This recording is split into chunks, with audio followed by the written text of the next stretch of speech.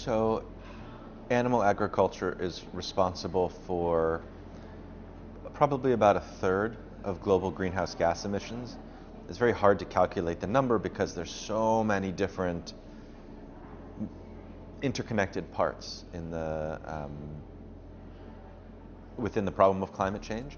And when you calculate things like greenhouse gas emissions, it relies on different assumptions. So, for example, when we're talking about meat, are we only talking about the methane that's produced by the animals? Are we including the carbon that is released when forests are destroyed in order to make room for the animals to graze or for the plants that will be fed to the animals?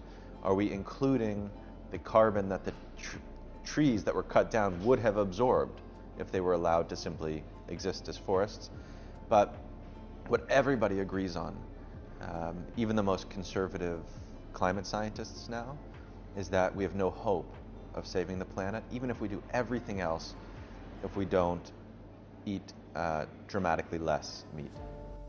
Take the planet for breakfast, for dinner last meat. I don't know how we can realistically expect hundreds of millions of people to change, but a good place to start is by asking how can we expect one person to change? And first of all, I think it's okay to admit that changing can be difficult. Sometimes it's very easy.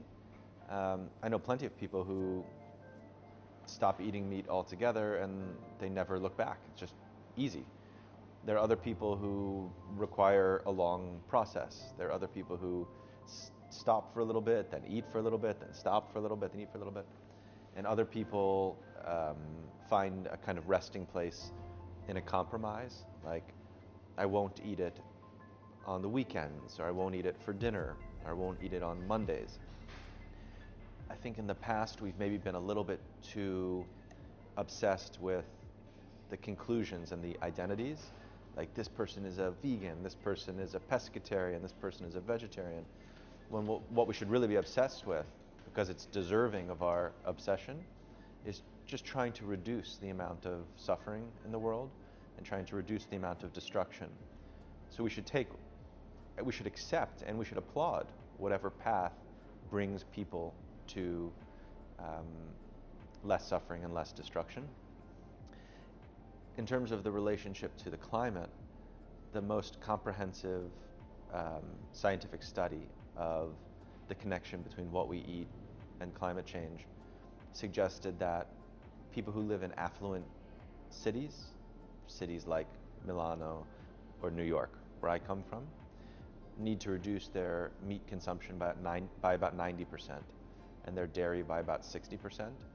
So that's, I think, one thing we have to do is find ways to establish habits that make sense for us and that require as little of us as possible. So in my book, I propose not eating animal products for breakfast and lunch. There are going to be a lot of people who read that and say, well, if it's wrong, we should stop doing it all the time. And I would say, that's great. Stop doing it all the time. That's better. There are going to also be people who read it and say, I know that that's right, but I can't do it, but I could give it up for just breakfast. And I would say, that's great. That's a step. You know, we have to be right now moving in the direction that we all know we need to be moving. These aren't the concerns of the animal rights community alone, and they're not concerns of the environmental community alone. These are just universal human values. You know, in America, 96% of people have said they want laws protecting animals from cruelty. I literally could not think of anything else that 96% of Americans agree on. It's just a basic human value. And of course, like wanting clean air and clean water and, you know, a habitable planet, we have to tell the story that way, you know, not to make it feel radical, even if the change that's required is radical. But we need to feel the movement to be common sense, to be something that feels good and not bad, and to be something that we can all agree on.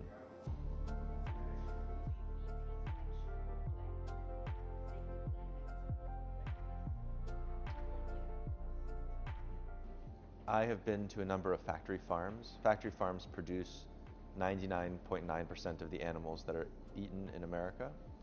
And what I saw in those farms upset me, not because I am particularly interested in animal rights, but because I'm a human being. I don't know anybody, including my friends who eat meat, including my friends who are not interested in animal rights, who would go to a factory farm and say, this is okay. Everybody would say, this is not okay. So I think we have to be very careful about the language that we use to reveal that we all care and that we're all in agreement that this is intolerable and this is bad and cruel, and we don't want to give our money to it, and we don't want this entering our bodies.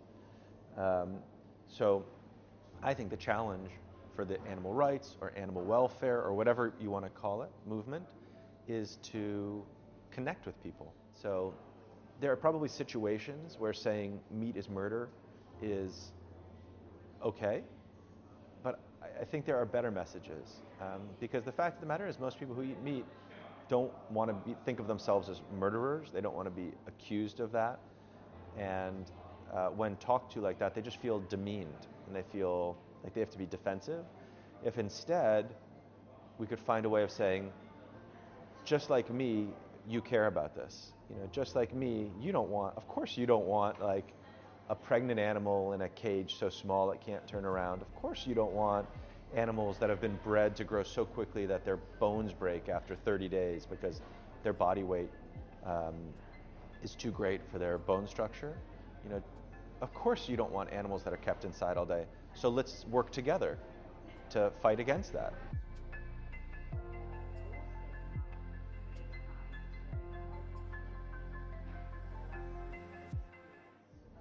So the first thing to share is even why it had to happen. Like why would I go to a farm in the middle of the night? And the reason was you can't go during the day. For the kinds of farms that produce almost all the meat that we eat in America, there's an extreme secrecy that is really matched only by the military. It's illegal now to take photographs of farms, even from public land. And to go into a farm is to commit an act of domestic terrorism. So the only way to see what's inside, and it's necessary to see what's inside, is to sneak in. And it was just really scary. It was really, really scary. I was afraid of being caught and afraid of, being arrested, but I was also just afraid of what I saw. It's very sad, and there's just suffering and violence and death that fills these sheds. So sometimes farmers will feel that they are being attacked by animal rights activists. They will feel that we are saying that farmers are evil people. In a world with 7 billion people, that farmers aren't bad people who want to, be cruel to animals and destroy the environment. The industry that dominates the planet is cruel and destructive.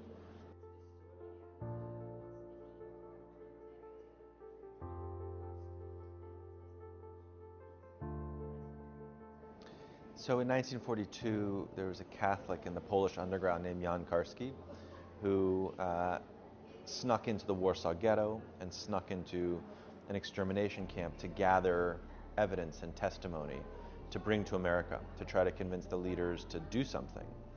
And he was able to sneak to America, and he had meetings with several very influential figures, including a Supreme Court justice named Felix Frankfurter. And he shared with Frankfurter everything that he'd found and heard and seen.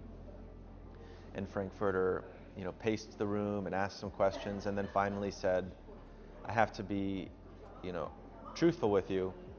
I can't believe what you're saying. And Karski said, how can you not believe what I'm saying? Look at all this testimony. Why would I lie? And Frankfurter said, I didn't say that you were lying. I said that I'm unable to believe you. My mind and my heart were made in such a way that I can't believe you. And I think that's a problem a lot of us feel now with climate change, that we know what's happening and we care about what's happening, but we're unable to believe it in the sense of being moved in proportion to what's actually going on. And I think a lot of us are even aware of our own inability to believe it. Thank you.